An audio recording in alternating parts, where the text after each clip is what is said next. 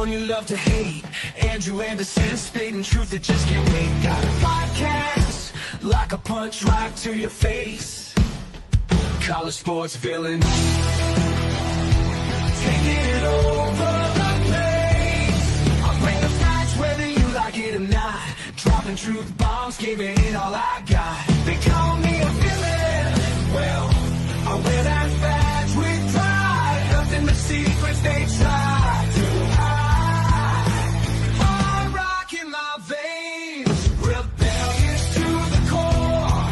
I won't back down, won't take it anymore. The bad guy of the podcast world, that's me. Unleashing the truth, setting it all free.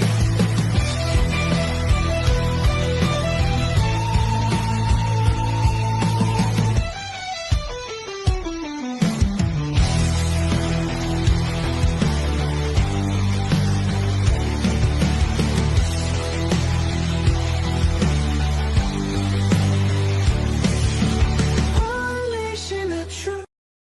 Welcome to Villains, the podcast. Shout out to the 11 people already watching. We ain't even really got started yet. We got a great show for you tonight. So, without further ado,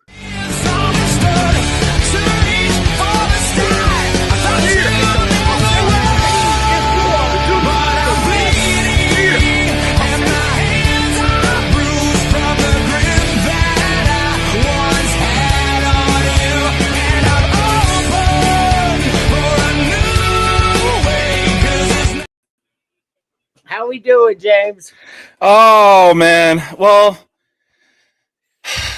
emotionally, I'm ready, but not ready for Saturday. Cena's last fight. Cena's last fight, but hey, we got Army and Navy on Saturday, so there's that to look forward to. Oh, yes. We'll talk more about that later. So,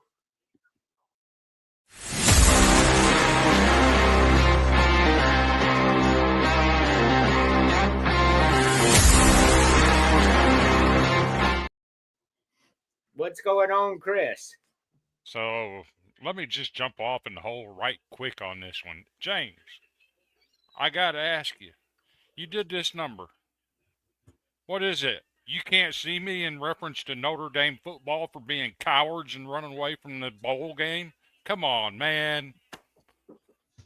Rent free, baby. Rent free. Keep talking about it all you want and break an arm, jerking yourself off. You know what, though? I gotta say, I do not hate Notre Dame. You know that I've got them in my top 10, but that's a bitch move not going to a bowl game, man. Like, No, I completely agree. It's definitely a bitch move on Notre Dame's part. Like, I get it. We were snubbed from the college football playoffs, but at least let's take Georgia's route and just smash anybody that they put in front of us. correct. Yep. You go out there and you show them why you should have been there. Exactly. That's crazy to deny the kids a game out of your petty squabbles. But anyway, We're creatures of habit. We can't live without it. We don't have to answer to anyone. We're chasing the rabbit like creatures of habit, and no one else knows where we're coming from. And nothing.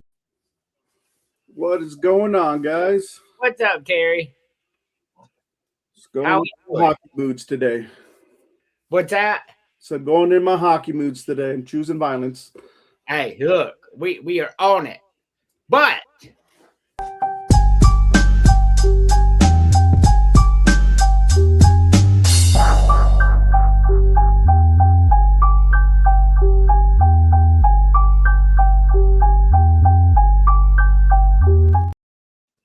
Emily, Yes, how we doing? I'm good. So if y'all haven't tried the pineapple coconut water yet, no calories, no fat, just literally just some flavoring in there. That shit is really good.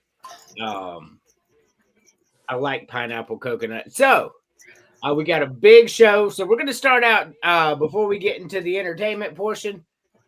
This week is the game. James, who wins the game? I mean, I may have been in the Army for the last 5 years, but I got to go with my roots and stick with good old Navy. Even since getting out of the Navy, Army's only won about 2-3 games against them. But since I've been in the Navy, Navy has always had the edge on Army. Go Navy, beat Army, baby. All righty, Chris. So I think Army has been a better team defensively all year than Navy has. Navy clearly has been better offensively. I think this game comes down to Bath can be game and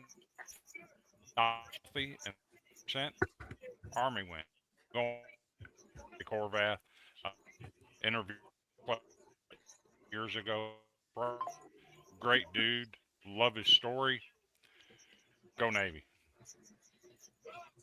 So that shit was so funny, Chris. You didn't know because you were talking, you were going in and out, and it reminded me of that scene in Spies Like Us where Chevy Chase, they asked him about what was going on somewhere, and he acted like the microphone was going out. Great dude.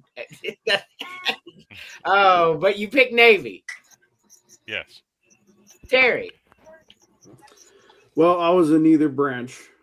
I was Air Force. However, I've had family that serve in both branches from my mom's side, and my mom's side being a lot of Army, and then my dad's side being Navy, not just in the American Navy, but also dating back to World War I and World War II in Her Majesty's Navy. So, with that being said, though, I'm going with my dad's side on this one. Go Navy, beat the Army. Alrighty, Emily. I'm going with Navy. So everybody picked Navy. Not so fast. So let me tell you, go Army. I'm rooting for Army to win this game, but I don't think they win it. I'm gonna be real honest with you. I'm looking at Navy's not be able to score. I don't think enough to beat Navy. That's what it's gonna boil down to. I think it's Army. So go Army, but you know I'm officially predicting Navy to win this game. I think what a lot of people have to look forward to in that game is every year they're coming up with the different uniform combination for each one. Yep. And I guess I have to find this video, unless you guys ever seen it, but Navy's helmets alone, they say it takes 4 hours to complete each helmet. So all the time and detail they put into that helmet, I mean, you're going to see it on the field. It looked real nice. So, I mean, I give it to Navy in the uniform combination as well. So, I mean, it's a good moneymaker for the service academies, too. This is a big game that comes with a lot of ratings and a primetime slot. It's a game that's played by itself. No other games are allowed to be played when Army-Navy plays. That's how important it is. I'm just checking. Can you hear me now? Yeah. Okay, got it working. Excellent. All right, so James. I told you. Oh, man.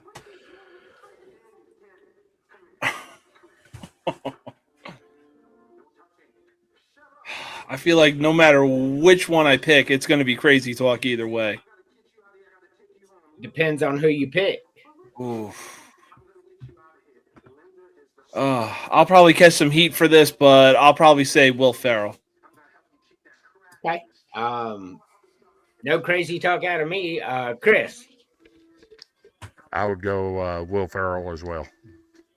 All righty. Emily.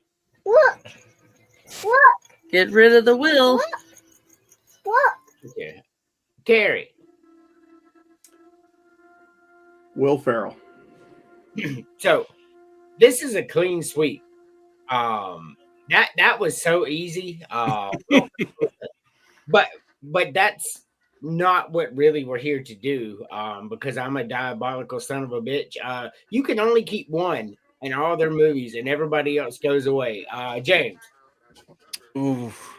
See, this is where it really gets tough because right now my only two choices are Jim Carrey and Adam Sandler. And man, oh man, both of them just carried the 90s like none other. I mean, credit to Adam Sandler for longevity, but I mean, Jim Carrey was Jim Carrey was undisputedly the king of the 90s when it came to comedy. So you're keeping Jim Carrey? Yeah.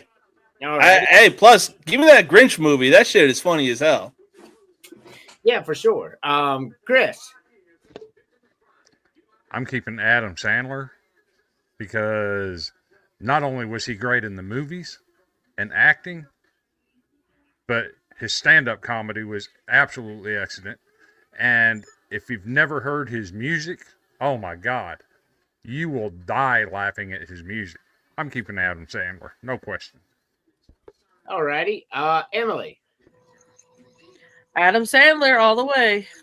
Adam Sandler. Okay. This seems to be an easy decision for y'all. Terry. I'm going with Eddie Murphy. Just because, one, he had great stand-up. He's a great comedic actor, but he could also play in a serious, like semi-serious role as well. So I think he has a little more range in, like Beverly Hills Cop. Was it Harlem? I think it was Harlem Nights, right? Yes. He was in that one. Yeah. So to me, he has. I mean, they're all great, and it's like the tough one. But I'm basing it off the fact that Eddie has more to his range, I think, than the other three. I'm not basing it just on comedy alone. All right. This one's really hard for me, except for Will Ferrell. Like, I'm not even sure I've ever seen a movie of Will Ferrell's I like, to be honest with you. Ace Ventura 2 is one of my favorite movies ever. That shit is so fucking funny when they go back to the jungle and fucking, man, Tommy Davidson comes out of that big dude's back. He's like, that's it. I got to beat him. And he starts biting him, man. And then he's trying to go away. They throw a spear, it hits in his leg. He goes, they don't just stand there, throw me a spear. And then he throws it in his other leg. He's like, I'm telling you, one of my favorite. I love Adam Sandler, but I'm going to agree with Terry on here, man. Like, how can you get rid of Eddie Murphy from the beginning, man? Trading Places, Beverly Hills Cop. I mean, the list goes on.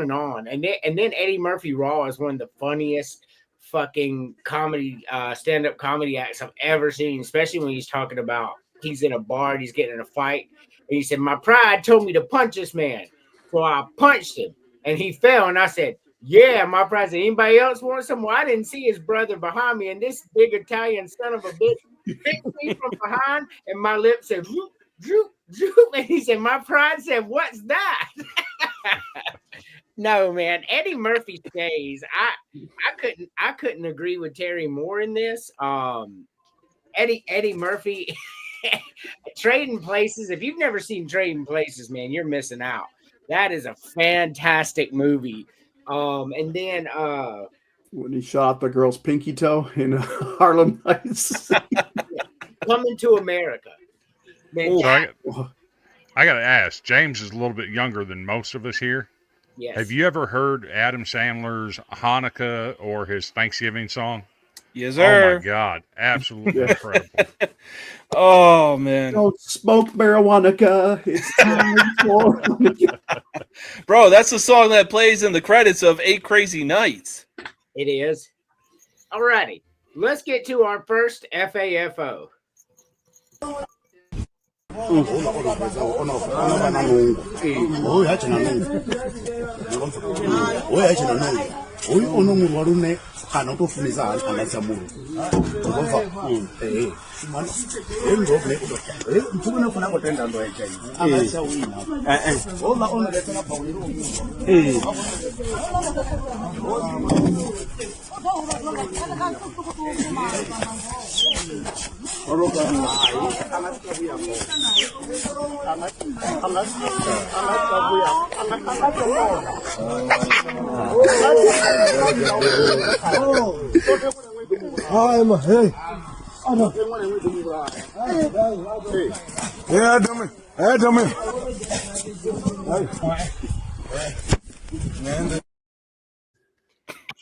then he just starts smacking the shit out of him. That's a true FAFO moment there, because the dude in the blue was definitely the aggressor. You can see that from the beginning. And he got knocked out and then slapped around a little bit. I love He's the just trying to slow-mo wake him wind up. Like, He's just trying to wake him up. Nah, he was slapping the shit out of him, man. That shit was funny as hell when I saw that.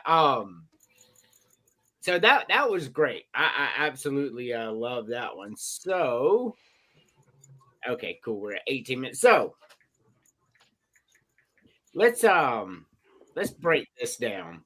This Villain Media Network, this was not consensus. This was not unanimous. We all voted.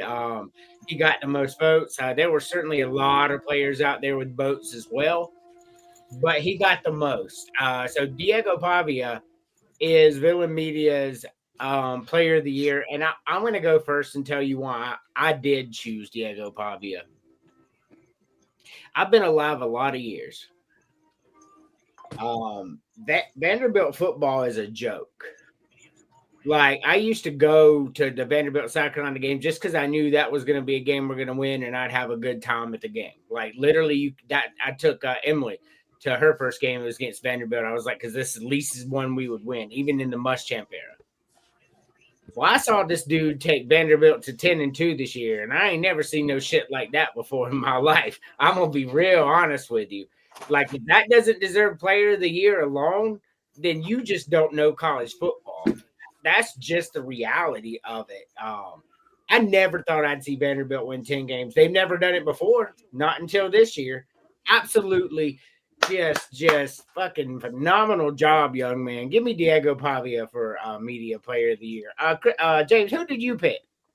Yeah, I also picked Diego Pavia as well. I mean, when he led them to a 6-6 record last year, I was like, okay, not a bad deal, because we've always crapped on Vanderbilt, Vanderbilt football, and it was like, okay, this is actually, wow, what a turnaround, going from 2 wins to 6 wins. Let's see what you can do next year. Up until, who was it? Alabama. They were undefeated for the first time in like 80, maybe even pushing 100 years. So seeing what he's done to Vanderbilt, yeah, no, I got to give nothing but props to this kid. Yeah. I think Vanderbilt won more than 6 games last year. I'll have to go back and check. We did go 7-6 if you count the bowl win. Yeah, that's what it was. 7-6. Yeah. That's right. 7-6 during the regular season. Yeah, I thought y'all had won that 7th game. I was going to go check. But Chris, I think we all know who you picked. Why did you pick him? So there's a number of reasons. Let me start with over 4,000 yards in total offense. He led the number 2 offense nationally, accounting for 71% of the offensive production. I mean, that's incredible numbers. The only player in SEC history to have 4 consecutive games of 400 yards total offense. And that's just the tip of the iceberg and the beginning of his story. When you consider that this man has 2 degrees and has offered to donate every penny he's ever made in NIL to a group of 5 team that can win the college football playoffs. I mean, there's more to the story of Diego Pavia than just playing football. It's the other stuff. It's the lawsuit trying to benefit all JUCO players going forward. It's never about him personally. Yes, he's a lightning rod. He talks a lot of smack. But the character that's behind what he does on the field matters to me. So that's why I picked him. All righty. So just so y'all know, he has a master's degree from Vanderbilt. Got a bachelor's from New Mexico State and a master's degree from Vanderbilt. Like, you don't know how rare that is. That's not something that's easy to obtain. So well done, young man. Terry. Yeah, I mean,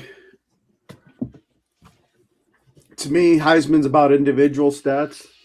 It shouldn't be like necessarily what the team could do, because if that was the case, RG3 should have won it way back when, but his stats were undeniable. Even though they weren't conference champions, they'd even go to the Natty. And in Diego's place, with Diego, he put up a lot of numbers, and they would not have been as successful if he was not there. Let's say if he was, God forbid, injured, or if he just wasn't there to begin with. Like if he didn't fall Clark Lay over to Vanderbilt. And for him to have that kind of chemistry and put up those numbers at Vanderbilt of all schools, that's really not known for having a highly offensive quarterback as such, probably ever in the school's history. And we don't like to mention Jay Cutler, do we, Chris? Fuck Jay Cutler. Look, y'all, Hey, Smoking Jay's a goat. y'all can say that, but Jay Cutler was that dude, man. Like that motherfucker was cutting up for a few years in the NFL. He really was. He became very dangerous for about 3 years in the NFL. I was like, where's this guy come from? Like flinging 60-yard passes over the back shoulder. I'm like, what the fuck is going on? This guy went to Vanderbilt. The problem is Chicago never gave him an offensive line to protect his ass. Mm-hmm. But then after he left the NFL, some of the things that he said about Vanderbilt, dude, you got to apologize before I let you back in. Well, one thing he said about Vanderbilt is never going to be successful because Vanderbilt doesn't take football seriously. And he was right until recently, though. Like, you can't deny that. That's not something to deny. But they're definitely putting the money in it now. You can see the fruits of that labor. So before we go on, I want to address because I am a South Carolina fan and this is my show. Shane Beamer went out and did something this week that I did not think Shane Beamer could do. Because I've been highly critical of Shane Beamer, mainly because of his hiring, his coach hirings. Like everybody knew, including ESPN, me, Chris, everybody knew Mike Shula was going to do shitty there. Like nobody and their grandmama thought this was a good hire. Ass. Marcus Satterfield, terrible. Dowell Loggins was okay, but he had some success here, and then he bolted for greener pastures. Hiring Bryles was a home run hire. I had no idea how much people really wanted to come work at South Carolina. Chip Kelly wanted that job. I found that out today. Chip Kelly called in and got himself an interview and was not selected because Bryles was. Bryles was the right call.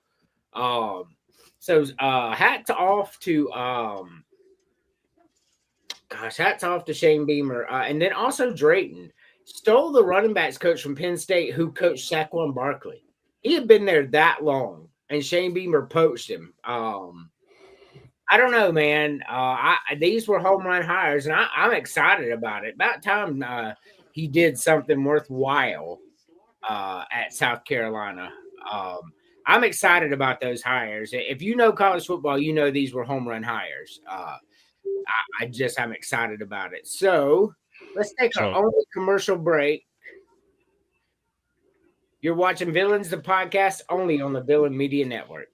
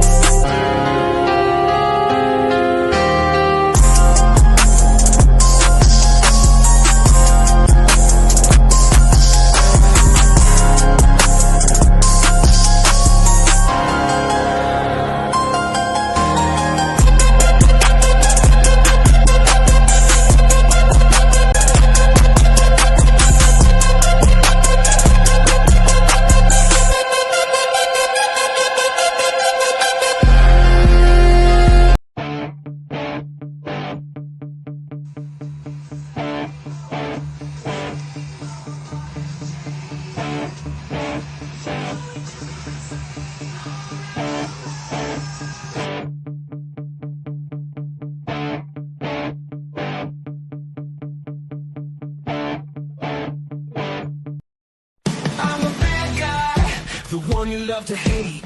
Andrew Anderson, spitting truth that just can't wait. Got a podcast like a punch right to your face. College sports villain, taking it over the place. I'll bring the facts whether you like it or not. Dropping truth bombs, giving it all I got. They call me a villain. Well, I wear that badge with pride. Nothing but secrets they try to hide. Hard rock in my veins, rebellious to the core. I won't back down, won't take it anymore. The bad guy of the podcast world, that's me. Unleashing the truth, setting it all free.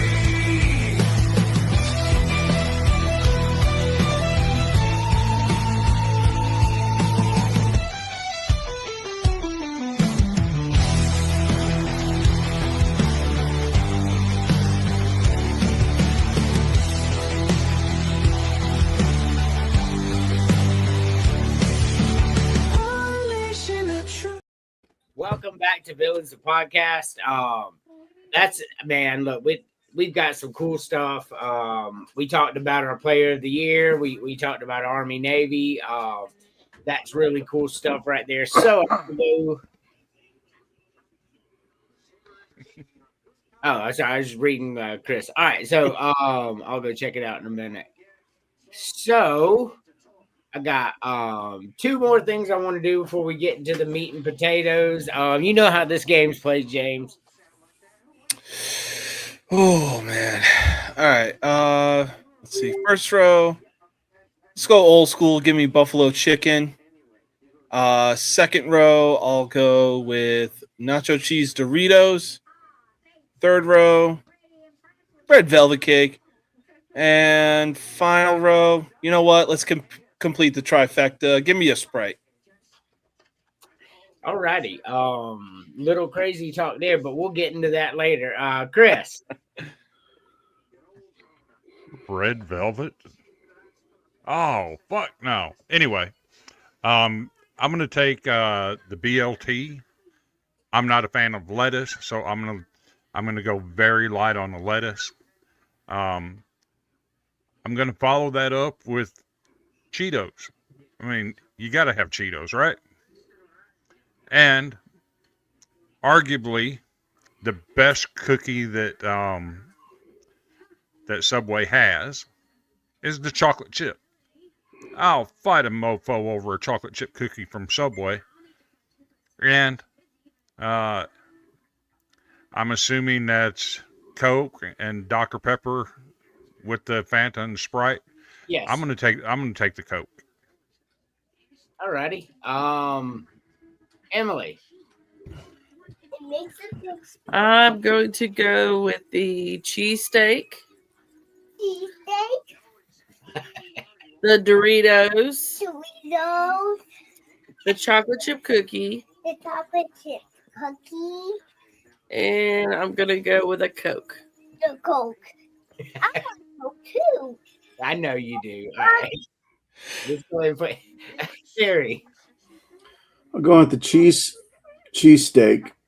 Then I'm going to pick some chips that aren't really going to overwhelm and take away from the flavor of the cheesesteak. So I'm going to go with sour cream and onion Lay's. Cookies, I'm going to go with Snickerdoodle. And I think for the soda, I am going to go with Coca-Cola. I got you. For me, I'm going with the cheesesteak. I love a good cheese. I love buffalo chicken sandwich too, though, y'all. That's a real close one for me. But a good cheesesteak's hard to beat when you get like peppers and onions on that motherfucker too. Oh yeah, some au jus sauce. Yeah, give me a cheesesteak. I'm going with the cheddar and sour cream ruffles. Like that shit is so good, man. I don't know how you could not go with a chocolate chip cookie. That's just weird to me. Chocolate chip cookies are the greatest cookies on earth. And on the bottom, it's a tough one. Sprite's my favorite, but like I think with a cheesesteak, I'd want a Dr. Pepper though. Very rarely I get in the mood for a Dr. Pepper, and I think that would go well with the cheesesteak. So James, you know how this game's played. Yeah, so let's see. I mean, when you talk about sub places, they know how to do a good cheesesteak right. If you're out to a regular restaurant, like Chili's or something like that, they know how to do a BLT right. But if we're talking about sandwich restaurants, I'm going to eliminate the BLT because when it comes to a cheesesteak, like you said, it doesn't get much better. You got the peppers and onions, you got the au jus, doesn't get any better than that. Yeah, I sent you the graphic in the chat. Yay. All right, Yeah. Second row, I'm gonna get crazy talk for this one, but I'm gonna eliminate Lay's sour cream and onion. Just never had a taste for it. Couldn't develop a taste for it. Not my cup of tea. Let's see. Third row, I mean, yeah, it's hard to debate that chocolate chip is the best cookie on the planet. So having said that, I'll eliminate white chocolate. I feel like there's a little too much macadamia nuts in there. So it's good, but not that good. And then finally, I'll eliminate Fanta. man, eliminate white chocolate.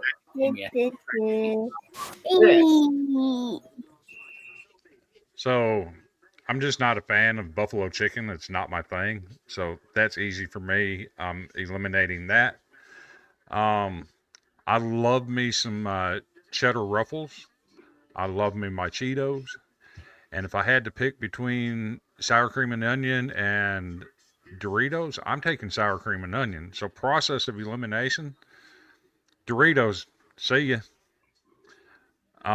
As far as the cookie goes, who the fuck eats a red velvet cookie? I can't imagine that. The red velvet cake is just ass, and I'm not eating it in the cookie form. Sorry. Nobody's holding a gun to your head. That's just my choice. Throw that shit in a damn garbage disposal and leave it on high for about 5 minutes. I'm not eating that shit. Goodbye, red velvet. And I've said it before. I'll say it again.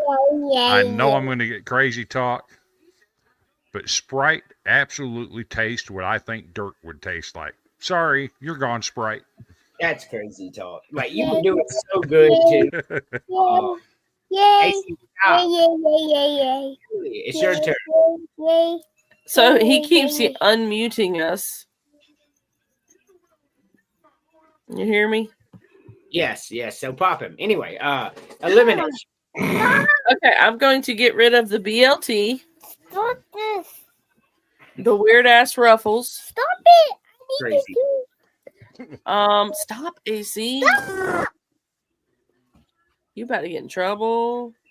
The red velvet and the Fanta. Mom, Okay. how do you move it? All right, Terry. I will get rid of the buffalo chicken, Doritos, red velvet, and Sprite. You got a whole lot of crazy talk there, Terry. I'm just gonna go ahead and throw that out there. For me, I'm getting rid of the BLT. I don't like bacon.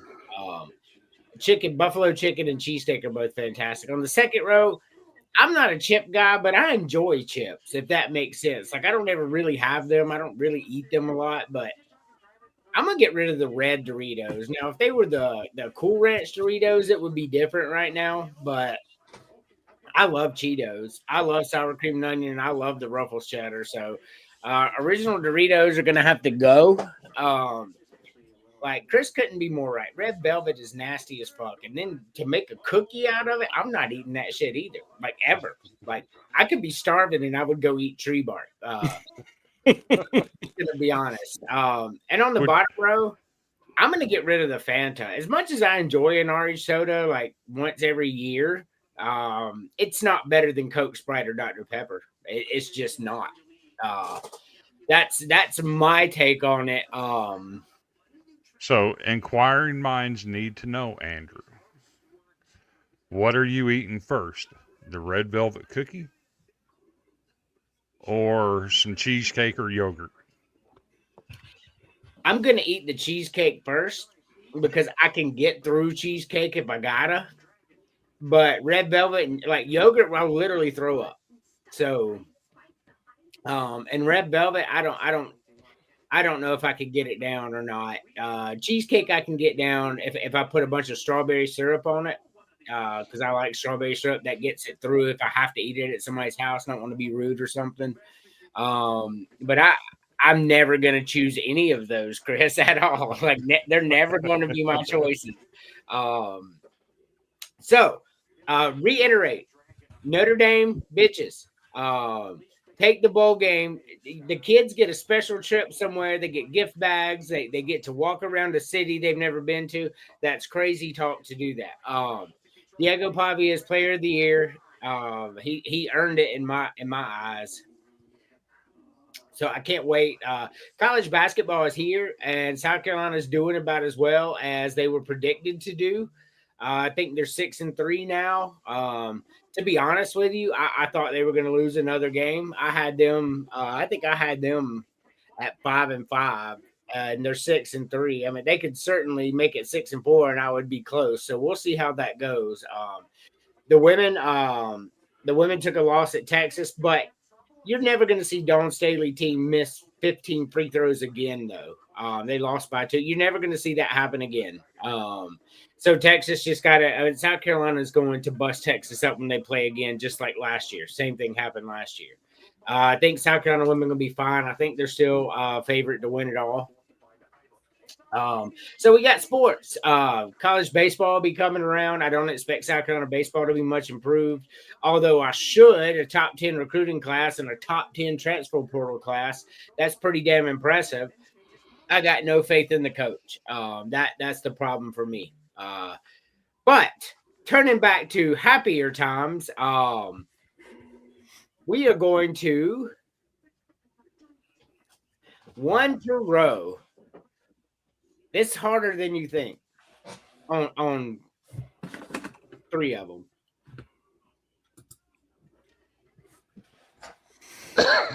I'm just like, why do I always start? Oh God, the first row alone, it's hard to pick one, let alone when it comes to eliminating one. That's going to be a tough choice. All right, but first row, I'm going to keep it classic and go with Monsters, Inc., the combo of John Goodman and what the fuck was his name? Who played Mike? Billy Crystal. Billy Chris. Yeah, they're just perfect comedic. Didn't get much better than that. Second row, I'm going with Wall-E. It really showed like a different side of Disney as far as like, hey, we can make a main character barely say anything, but what we can do is provide you with some serious visuals. So yeah, that one is one I'm going with. Third row, you know what? I'm gonna go classic again and stick with Toy Story. I mean, again, you talk about 2 great comedians being Tim Allen and Tom Hanks just teaming up. One guy being by the book, by the rules. New guy comes onto the block, changes everything, and just overall an incredible movie. And third row, I'm gonna go with A Bug's Life, classic. And probably the scariest that we've seen Kevin Spacey as a villain. Except Kevin Spacey in real life. Very true. So I don't know what kind of hoodoo magic you're pulling up there in Illinois, James. This shit got to stop, right? Me and you don't agree on shit, ever. But let me tell you, you hit on 3 of them. So for me, I'm keeping Cars. I'm keeping Wall-E. I'm keeping Toy Story. And I'm keeping Bug's Life. That's it. There's no debate. That's what I'm keeping. Well, I don't y'all been cahooting behind the scenes, I see. So y'all just discuss every meme I post and be like, in case he does this one, this is what we'll do. Gary, this is hard for me, just so y'all know, like really hard. Top row, I'm gonna go with Monsters Inc. Just because it like hits you more in the feels than probably the other ones do. Second row, I'm going with Brave. Third row, I'm going with one of my all time favorites, and still to this day, where I'll still watch it. That'll be Toy Story. And bottom row, yeah, I'm definitely picking Bugs Life out of those four. Man, look, row 1 and 3. It's almost impossible for me. For gosh, on row 1, I would watch all 4 of those movies over and over and over and over and over again. All 4 of them, love them all. Monsters Inc. is fucking fantastic movie. But Up is the one I'm going with here. I'm gonna be a little different. Up is a fantastic movie. If you've never seen Up, Terry said the one that hits you in the feels. Up will hit you in the feels from the opening fucking scene. Literally the first 5 minutes, it reels you in, and then like, oh my god, no. Yes, fucking great movie. I mean, you're emotionally invested within 5 minutes of the entire movie. Now you got to see what happens with this old man after his wife passes away. Man, Up is one of my favorite movies of all time. To be honest with you, it goes way up there in my list. Second row, I'm going to go with Brave as well. Brave was a good movie. I don't know. I'm going with Brave. Third row is really fucking hard, man. The Incredibles was fantastic. Probably the most underrated movie of all time. You hear about it, but you don't hear enough about it. I feel like Onward, good movie. Finding Nemo is just fantastic. Toy Story is an all time. I'm probably gonna keep Finding Nemo here. Absolutely riveting tale about a father and son doing what they got to do to reunite, and after the mom passes away. Another one. I love Toy Story too, so don't think I'm shitting on Toy Story, y'all. I love it too. On the bottom row, A Bug's Life is fucking funny. One of the best funny movies you'll ever watch. Just so that's mine. But you know how this game is played, James. Oh man.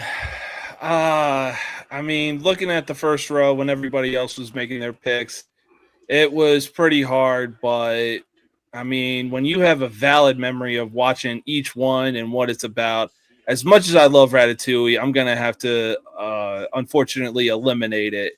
But mostly because it's like on its best day, it really can't step to Monsters Inc., Cars, and even Up for that matter. Second row, it's no question. I saw bits and pieces of Lightyear. Look, we already know the story of Buzz Lightyear. If you grew up in the 90s or even 2000s and saw the Buzz Lightyear cartoon, it did it enough justice. Why you had to make a movie out of it is kind of beyond me. Never seen Onward, and again, on its best day, it couldn't even step to The Incredibles, Finding Nemo, or Toy Story. And then the bottom row, I'll go with Soul simply because I never saw it. Okay. No crazy talk here. Chris. So top row, pretty easy for me to pick one that I'm getting rid of. I've never seen Up. Wow. So that one's got to go. Fuck yeah. Wow. So Chris, you need to watch Up. Like I mean, you need to watch Harry Potter too. Like I told you, you need to watch Up more. Like that is a great movie. About to put the tape and foil on my hands, Chris. What was that, man? Why the fuck there's no vodka in this is kind of beyond me. That's the shit I need to get through what he just said. Watch that movie and then make that pick. But continue on. The second row, I've never seen Brave, and I've never seen Luca. I think I've heard of Luca, but I'm not sure. So I'm gonna get rid of Brave. It's crazy. Third row, pretty simple for me. I've never seen Onward. It's gone. And then the bottom row, I have no idea. I've seen Soul once or twice. I've not seen the other two. So I'm going to, just randomly, I'm picking Coco. See ya. Holy fuck. This dude got rid of Up, Brave, and Coco. Anyway, Terry, you're I'm gonna go find a kitten and throw him in the microwave. Thanks, Chris. You fucking. Sorry, James. I know you have cats. That's all right. We'll go out for Chinese later. Never mind. First row. The first row is an easy one for me. The one I liked the least out of those was Ratatouille. Second row, I think I've never. It was a toss up between Luca and Lightyear because I've seen Luca. I've never seen Lightyear, but just some reason Lightyear just never really intrigued me. So I would get rid of Lightyear. Onward, that's an easy one, even though I didn't see it. I mean, you can't. I mean, hell, I had the Incredibles video game for PlayStation, for God's sakes. That's how much I like that movie. Great movie. Mm-hmm. And you can't get rid of Nemo. Bottom row, I think I've seen this movie. I've seen all four, but I remember seeing this movie, and I was just like, why the fuck did I spend all that money to go see it? And not even get a crappy poster to go with it that they give out at the movie theater. So I'm getting rid of Inside Out. All righty. Be right back. I'm gonna go get that cat. So for me, I love all the movies on the top one, but I think Cars is gonna have to be the one that's out here for me. I love Ratatouille. I understand why y'all would put that there because Cars was, really good, Ka-Chow and all that, but Ratatouille was a better story to me. But like I said before, I would watch all four of these movies over and over. Like I still like Cars. I just like Ratatouille better. I've never seen Luca, so that's the one that's going to go on this one. I've never seen Lightyear either, though, to be honest with you. The third row, Onward, is the only choice to be gone here. I mean, The Incredibles, Nemo, and Toy Story aren't going nowhere. On the bottom one, man, I'm going to get rid of Inside Out. I've never seen that one. I've seen the other three. But that was a fun one. I like doing those. I love Disney movies and cartoons. Have y'all? Terry probably has, but I don't think Chris or James have. Have y'all ever seen Secret of Nim? I've never seen that one. Sounds familiar. No, I haven't. Wow. Show us a picture of the main character. Hold on. So that was one of my favorite, if not my favorite, cartoon movie growing up.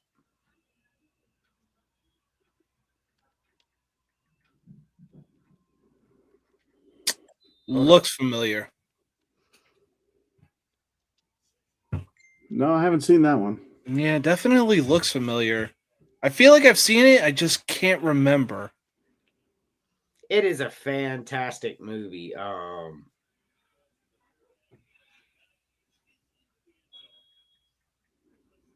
Sorry, I'm reading something real quick. Fantastic movie. You guys should really get into The Secret of Nim. Something that you'll really, really like. But like Chris, you need to go see Up. Like you need to watch the Harry Potter movies. I'm gonna watch them again, but you need to watch Up. Like Up will tear you up in the first 5 minutes. I'm not even gonna tell you nothing about it. You need to watch it. Like, fantastic movie. Duly noted.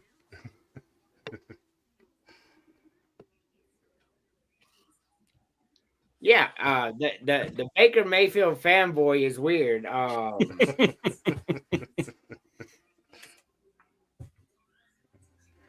So I will tell you, the Panthers are dangerous. The Panthers, man, the Panthers may fuck around and win this division. The Bucks are struggling with the fucking hapless Falcons right now. They've been injury ridden practically the entire season. Well, I'm taking my fandom out of this as a Falcons fan, and I'm looking at this objective. I don't really like the NFL like I like college, so it's a lot easier for me to do that during the game. With South Carolina, I have to watch it a day or two later to analyze what happened. I'm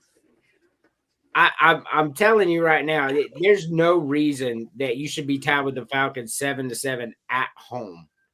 Almost at halftime. That's a problem. That's what we call a problem in the real world. If you can't pull away from the Falcons, you're not going far. And your quarterback is only 4 of 10 for 65 yards. Well, I thought Baker Mayfield was him.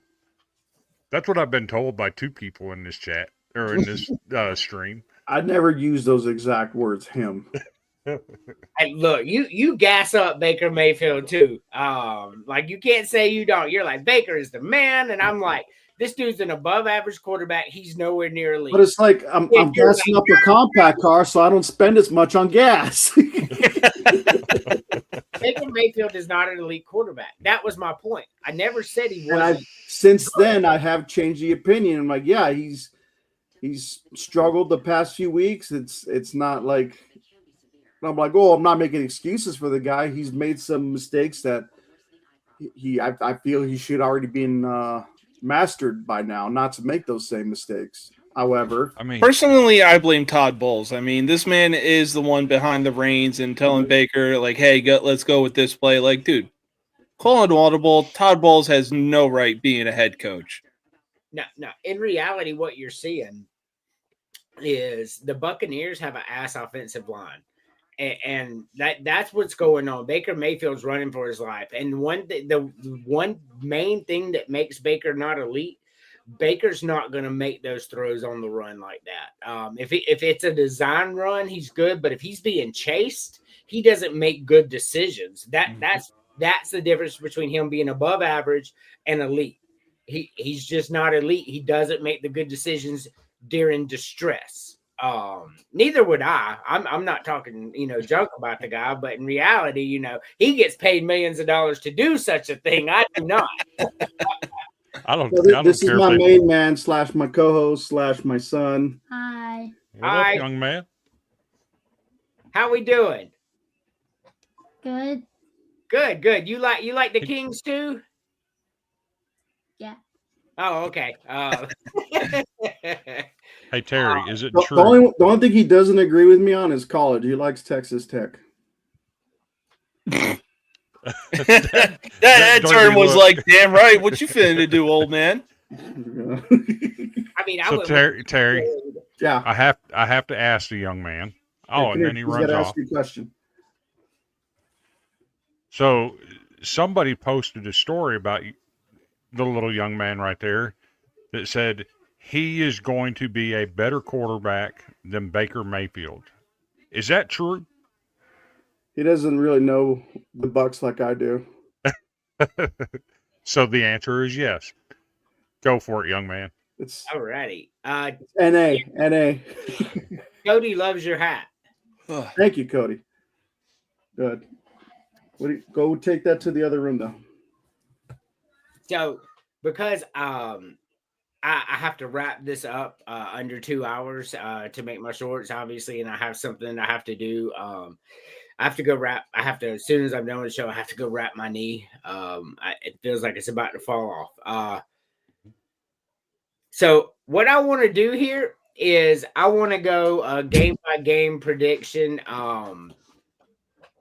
And then y'all just remember who you picked. I'm probably not going to be honest with you. Game 1, James, Oklahoma and Alabama. I mean, it's definitely going to be a hard-fought game. Oklahoma definitely made some improvements as opposed to finishing 6-6 last year. Alabama, they're still a top team in the SEC. But, yeah, basically, Cody, I'm going to take the Sooners in this one. All righty. Chris. So there are reports out there now that Ty Simpson has got a back injury. That could potentially keep him out of the playoff game. Report is that he played with it in the SEC championship.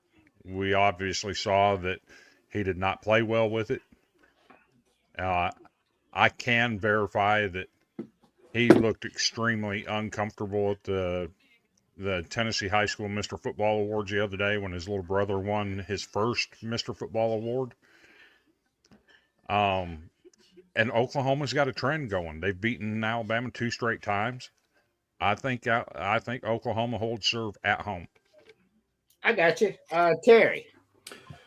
Well, since I did not know about the back issues with because originally I was picking Bama. So with those back issues, and I think that would change things for me because I figured he was going to finally hear the popping sound, not the crack in his back, but him pulling his head from his ass and get his revenge on Oklahoma.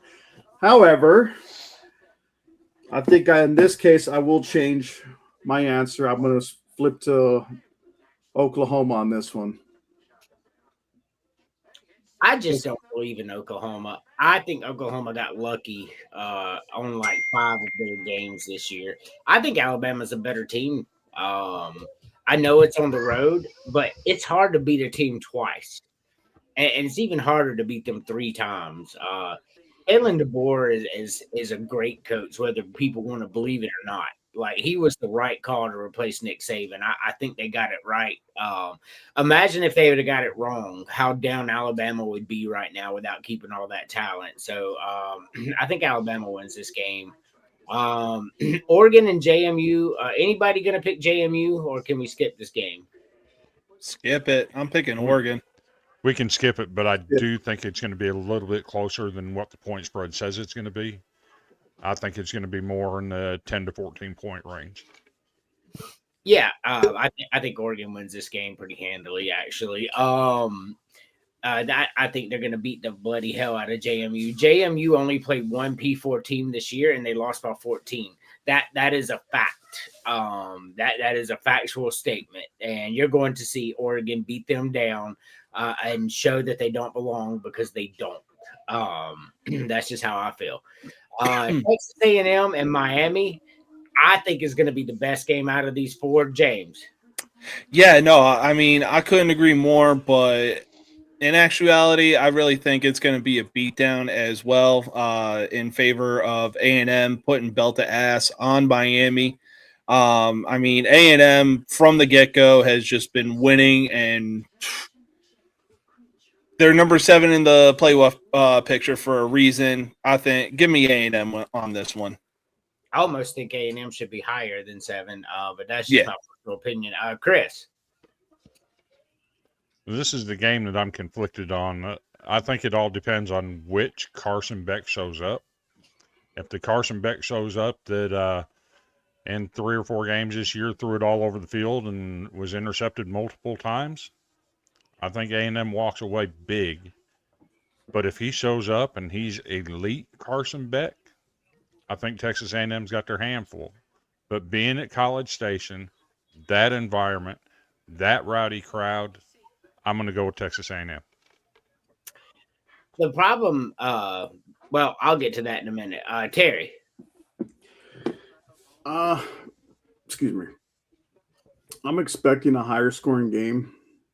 However, I think the A&M is going to outscore their opponents, kind of like what the 2000s Colts would do. That's why when the Colts defense wasn't that great either back then until they met Tom Brady. But in this case, yeah, it's a College Station. We know A&M has a real high-powered offense. We also talked about their defense being an issue. However, I want to expect a blowout. A&M over Miami, no matter which version of Beck shows up. See, the problem for Texas A&M is they got burned with fire against Texas because their defense has been ass all year. It really has. I talked about it all year. They're outscoring opponents, but it's going to catch up with them. It's going to catch up with them eventually. And if Carson Beck comes out there and plays like the Heisman contender in the first couple of weeks, this is going to get very scary for Texas A&M because if Miami goes out there and starts scoring at will, they're going to win this game. However, the problem for Miami is that Carson Beck's probably not showing up. We haven't seen him in 6-8 weeks, and I'm thinking he's dealing with an injury as well. Just how hard he fell off, there just ain't no way. I think he's playing through something, and I think Texas A&M wins at home. Ole Miss and Tulane. Yeah, Ole Miss and Tulane. Give me Ole Miss in this one. Not even close. Tulane, you had a good run this year, but you're going into an SEC stadium. You're not walking out of that environment alive. All righty. Chris. So I'm probably going to be the only one that goes this way here. Yes, Ole Miss played Tulane early in the season. I believe it was like week 1 or week 2, something like that. It was Jake Reckloff's second game for Tulane. He'd been on campus for less than 5 weeks. This is a different Tulane team. This isn't that team. They've gotten better throughout the year. I think Ole Miss losing Lane Kiffin and part of their offensive coaching staff makes a difference. And if it's anything we've seen before, Tulane and Ole Miss have played numerous times, and Tulane has been a handful for them, with the exception of the second game this year. I think Tulane walks in there and pulls the upset. Terry. I think Ole Miss is going to have something to prove. I mean, they have no choice because Lane Kiffin is no longer there. So they're going to go out there with the biggest chip on their shoulder, play their asses off. I'm not saying it's going to be an easy game, but I think they take this one from Tulane. Now, if we move them on, then I don't see them moving any further. But I could not disagree with Chris more. Ole Miss is still high talent. Pete Golding is no slouch. Ole Miss made a good replacement call. I feel that's going to be temporary, but I feel like that's what they needed through the playoffs to have a permanent head coach. That's why you didn't see Pete Golding sign no big contract. He was just named permanent head coach for that reason. I think you're going to see after the playoffs, Pete Golding may get a year, but you'll see a new head coach in Oxford soon. That's what's going on. But that's what needed to happen for the stability of the program. And Ole Miss is going to put belt to ass against Tulane, man. I'm expecting this to be 56-10 type of game. Tulane doesn't belong here. JMU doesn't belong here. And South Carolina doesn't belong here either. So I've got no dog in this fight. But I want the 12 best teams up there. I want this G5 nonsense to stop. Even though it's real fun watching them go into the playoffs, I do admit that. I mean, to the end of the year to see which one's going to get it. It's really cool. But when the second one got in, it was a problem for me. You can't tell me JMU or Tulane would beat Notre Dame because they wouldn't. You can't tell me they beat Vanderbilt because they would not. They would not even beat Utah. These are just facts. They have no business being on this graphic, but they are. So James, second round. You know who all you picked. Tell me who's in your final four, and we'll go from there. All right, so let's see. You know what? I really love what Kurt Cignetti has been doing for Indiana. The fact that it took him only 2 years to turn that program around and get them to where they are. Number one in the top 25, and God knows how long. Their first Big Ten championship in 57 years. Indiana versus Oklahoma. I'm going to take Indiana in this one. And then let's see. Yeah. Let's see. Second game, Texas A&M versus Ohio State. Ohio State has definitely got a big chip on their shoulder after losing the Big Ten championship to Indiana of all teams. I mean, it's definitely going to be a close game, but I'll probably take Ohio State. Game 3, another close one, but I think Texas Tech pulls it off. And then, Ole Miss, good job putting belt to ass on Tulane, but Georgia is the best team in the SEC right now.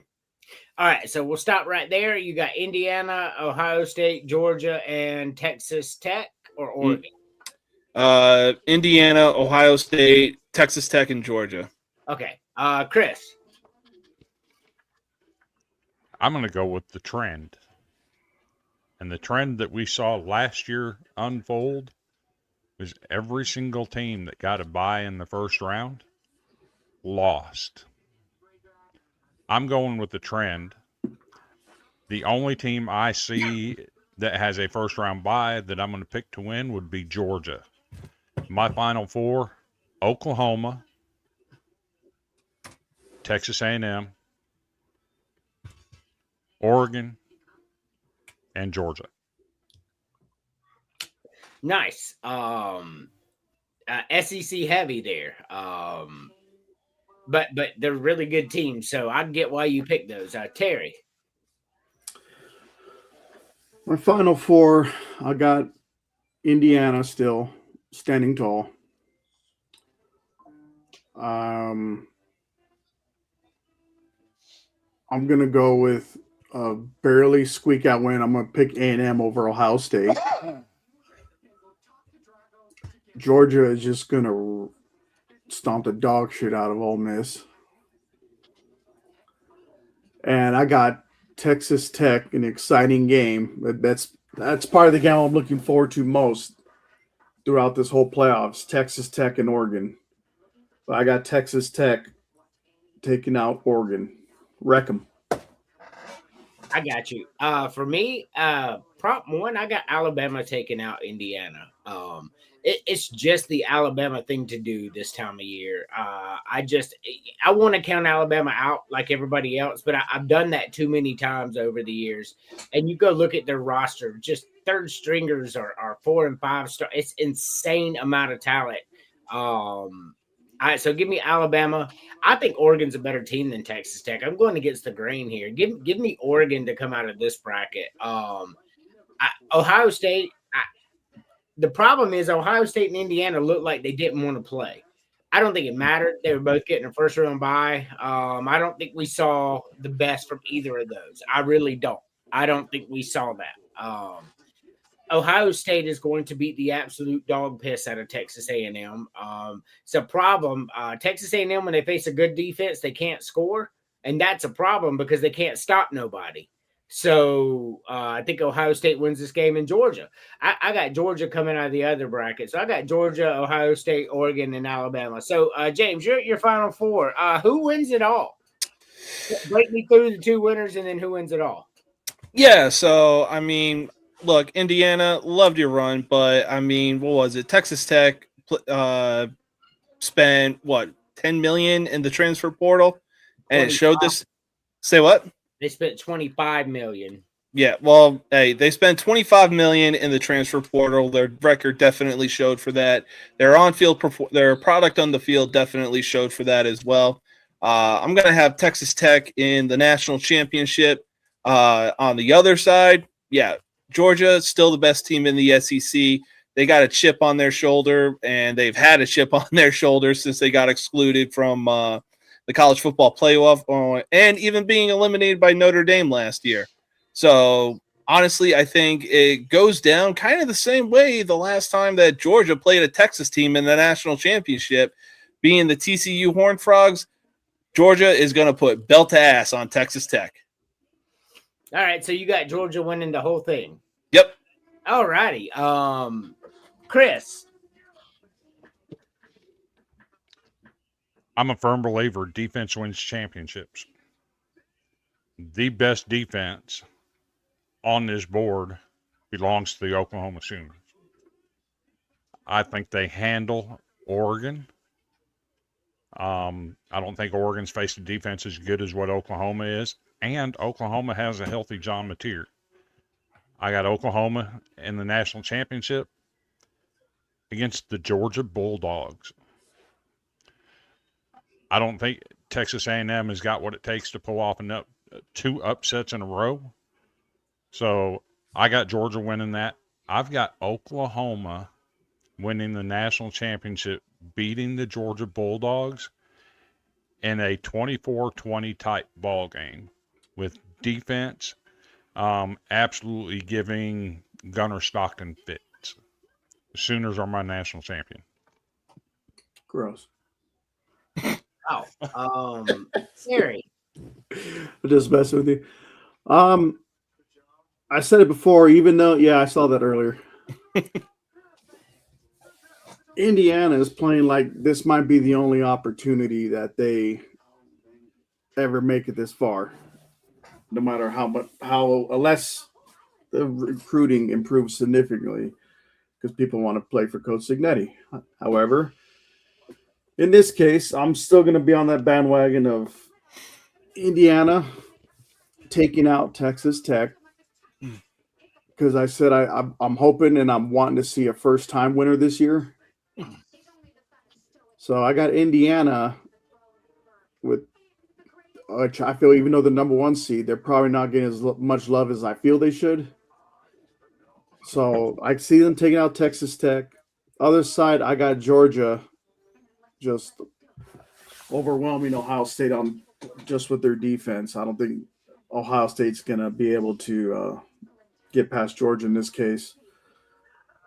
And then I'm for Indiana versus Georgia. I mean, Indiana is not going to be.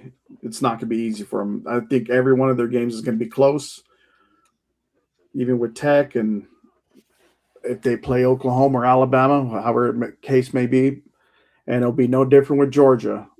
But this is kind of like giving me 2007 Boise State vibes. So I got Indiana just completing their Cinderella story and beating Georgia in the Natty. Wow, that's a bold ass take. I'm pretty spicy. I don't think Indiana makes it out of their first round, which would be the second round. I don't think it matters who wins between Alabama and Oklahoma. I think they beat Indiana. But definitely, you said Indiana doesn't get the love they deserve. They're the number 1 team in the CFP. I'm talking about from people's like opinions and stuff. It's like, oh, well, if they were to play Ohio State again, it would be a different outcome, all this other stuff. So But like, it just would be. I like huh? It would be. It would be. They just lost their best defensive lineman But out for the season. That makes it different. Hey, I said it wasn't going to be easy. so James picked Georgia, Chris picked Oklahoma, Terry picks Indiana. All right, so my final 4 is going to be Alabama, Oregon, Ohio State, and Georgia. Texas A&M can't beat Ohio State. That's just, they just can't. So over on this side, I got Alabama and Oregon. I think this is where Alabama train gets derailed. I think Oregon beats Alabama or Oklahoma or whoever they face. I think Oregon got a nice, easy path to the Final Four, first of all. JMU. And then I think Texas Tech, I don't think they're as good as Oregon. I just don't. So I think Oregon got them a nice little roll in there to the Final Four. And I think they take out Alabama. So I got Oregon in the national championship. On this side, this is the real national championship game. Georgia and Ohio State. I cannot wait. That game is going to be a battle of the heavyweights. I've been racking my brain on this one for days, and like, Georgia's the best team in the country, not named Ohio State. So, I mean, this is, and what Georgia did to Alabama, make no mistake, that was a fucking elite team they just put a beat down on. I think Georgia ekes this one out. I think Ohio State goes back to the Final Four, but I think Georgia wins in a close game. 14-13. At home at halftime to the Falcons. Doesn't matter. You want nothing to brag about. So I can't brag about college, can I? Now you can't brag about NFL either. Welcome to my world. So Let's let the division title banners wipe my tears away. So I got Georgia and Oregon, and I think this was a gift to Georgia. Oregon's a fantastic team, and they're definitely going to win the left side of this bracket here, in my opinion. But I think they get to another national championship game, and I think they have another disappointment. I, too, have Georgia winning the whole thing. The thing about it is I'm looking at this graphic, and if I had to pick 5 teams that I think could win the national title, I think Georgia, I think Ohio State, I think Oklahoma, I think Alabama, And then I after that it gets really hard. I think Texas A&M is probably the fifth best team. I think Texas A&M would beat Texas Tech down pretty easily. I just don't think they can beat Ohio State. But I cannot wait for the playoffs. Next week we'll do some bowl games. So we got one more FAFO here before we go. What? That's some. Oh my God. The hell? Woo! Dude, that's some.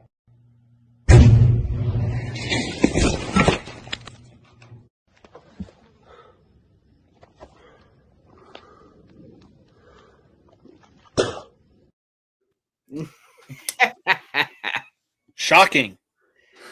I mean, what part about that? What did he think was the best part of it? Like, which was the good idea? So we're going to make a viral video, I guess is the thing.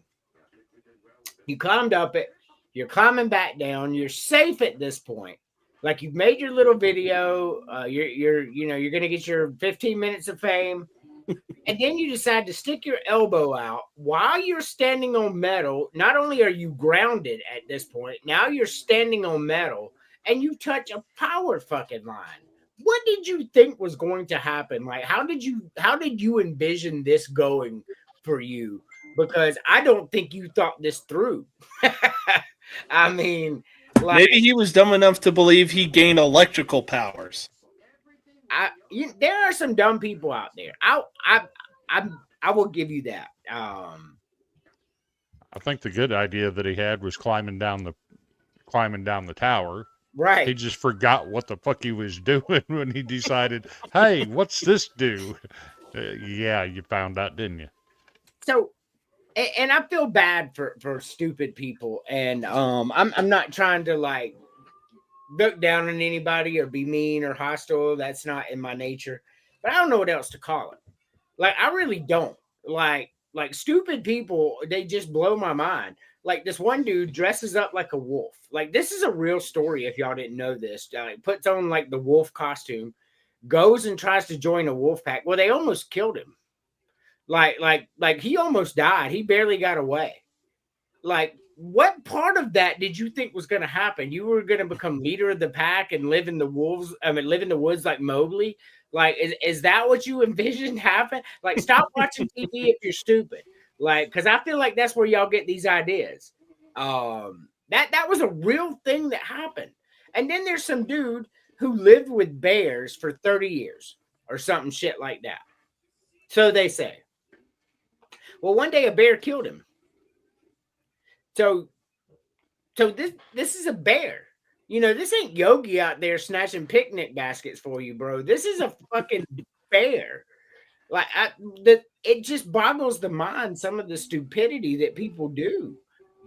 I was bitten. I told y'all that. Like, the dude, like, he's like, I don't know why it bit me. You grabbed a rattlesnake, chunked it in a burlap sack, threw it in the back of a pickup, banged down a mountain, and when it got out, you grabbed it and you just shocked that this motherfucker bit you. Like, it just blew your mind that it actually came to the point to where it was biting you. Like, absolutely insanity. So we have come to the part of shit that may or may not have happened. Man. So there may, back in 93, 94, may have been a group of 3 friends who got their hands on some fireworks. And they thought it would be a good idea about 2 a.m. to go chunk them at people's front doors. So as these people were lighting M80s and chunking them at front doors, it hits a cat. The cat's paw blows off. Like, very nasty situation. And of course, the 3 friends run as the owners start coming out of their house as a M80 just hits it. And on the way home, they may or may not have decided to put an M80 in somebody's mailbox, strike it with a bat, 7 or 8 times. I'm gonna start with a small fire in the oven. Just letting you know. Did you put it out? Sure. Okay. Love the shirt. Do you need it? Lock, shock, and barrel. and it exploded, and the mailbox belonged to a deputy sheriff in said small town. They got away scot-free. James, is this a true story or not? Well, with all the FAFO videos that we see, honestly, it wouldn't surprise me if this was a true story. Okay. Terry. I'm gonna say fake because I think you're stealing the cat angle from when Chris pissed me off earlier, saying he didn't like the movie Up, but you left the microwave out of it. So I'm gonna say fake. Hey, Chris. I'm going to say fake, and I'll give you the reason why. The whole M80 and the cat thing. Because I was not involved in it. I know 2 people that did it. They had firecrackers and used them on a cat. I know what the firecrackers did to said cat. Yeah, the cat's not walking away from the M80. Sorry. That's fake. So the story is fake. It is not a real story. However, buddy of mine throwing some fireworks at somebody's front door and them exploding, hitting a dog is true. That part, it was not a cat. Told you. But it wasn't an M80 either, that part of it. So that's actually where I got the story from. I just added all the stuff around. He threw a pack of firecrackers at this dude's front door. And there was a dog right there, and it popped me. You talk about the dog scared because the dog, he was looking like a cartoon, them legs just going, but he wasn't moving anywhere. And just pop, pop, pop, pop, pop, pop, pop. There's a whole little row of them. The dog was not harmed at all. Other than scared fucking shitless. That he was. That was good times. All right, so it is time for You Lord, the Lord, you Lord, for Sunday. You Lord, the Lord, you Lord, for Sunday. You Lord.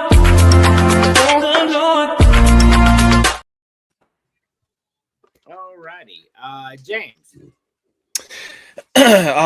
Yeah, so like I said, this Saturday is going to be action-packed filled. We got Navy versus Army, and we also got Saturday night main event where we see Cena's last fight before he hangs it up for good. Gotta say, what a 20-plus year run he has had in the WWE. It's not even close. He is easily one of the greats. Can't wait to see that. However, though, Friday is going to be another late episode as I'm working noon to close. But we got a lot of stuff to talk about. It's going to be a great time. It's going to be an awesome time. And at the end of the day, you will know whose game it is with everybody saying No Mercy Sports. Yeah. So I'm going to try to make it. I am 7 to 5 tomorrow, which means I have to get up real super early in the morning, which I'm not looking forward to. But I'm going to. So I should be available tomorrow. Just play Creed My Sacrifice throughout the day and you'll be just fine. Or play Creed higher. Yeah. Or just not play Creed at all. Hey, they gave us one of the greatest Thanksgiving halftime shows of all time. You know, I don't hate Creed. I just never would I just be like, you know what? I'm in the mood for some music. Let me put on Creed. Yeah, that's never happened for me. But your turn, Terry. Final thoughts. Yeah, I always saw you as a Proclaimers kind of guy, but Proclaimers.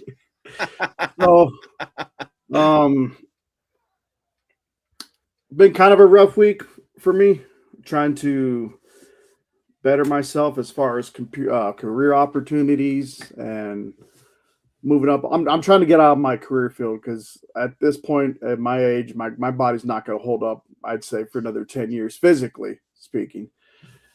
So Shut the hell up. What are you trying to say about my old ass? about how you were up late, but for those, going through anything similar, just keep the wheels spinning, as Winston Churchill said, the kite flies highest when it's against the wind. So just don't give up on yourself. Just believe in yourself. I mean, I'm too stubborn to quit on myself at this point. So just, keep doing you. Eventually you'll get to your promised land. So are you wanting promotion, or are you just looking for a different job? Different career altogether. So I have a bachelor's in environmental science. This might shock Chris, but so I've been trying to get environmental, not like so much like the hippie type environmental stuff. I'm talking like cleaner energy. When it comes to like animal control, as far as the population numbers, clean soil, clean air, kind of like the scientific side of it. So I'm looking to apply that on the federal side through the Department of the Air Force. I like it. All right. So I went to JUCO and I did not I had questions about God. It was like God wasn't really in my life. And it was like, where am I? And I met these two dudes, Dalton Bowles and Carson Sullivan. And these dudes one's a preacher right now, and one's a coach. And what these dudes led me to Christ, I swear right now, I literally, the first time I ever prayed, really, on my hands and knees, tears were dropping from my eyes. And it was just like I got up and it was just it was like tears of like joy, like coming to the Lord and Savior. And it was, ever since then, it was like, this is what I needed. It was a relationship with God. And this is why I didn't get this. This is why I didn't get this. And it was just kept building. And then I met Eli Stowers. Eli Stowers, I don't want this to be weird or anything, but he's a Christian. He don't have sex. He don't drink. He don't smoke. He don't do anything. He stays in the house. He's got a girlfriend. Like, this dude is one of the, I wouldn't say perfect Christians. No one's perfect. Mm-hmm. But this guy's right there. And it was like, that's why he came to New Mexico State. That's why I'm with him here at Vanderbilt.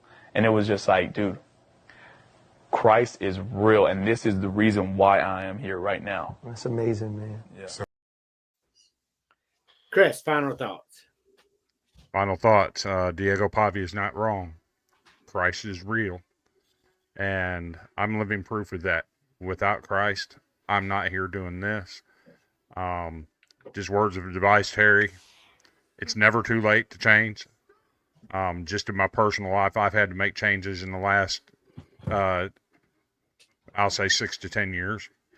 And it's made a difference. You put Christ as a focal point in your life, and things will happen.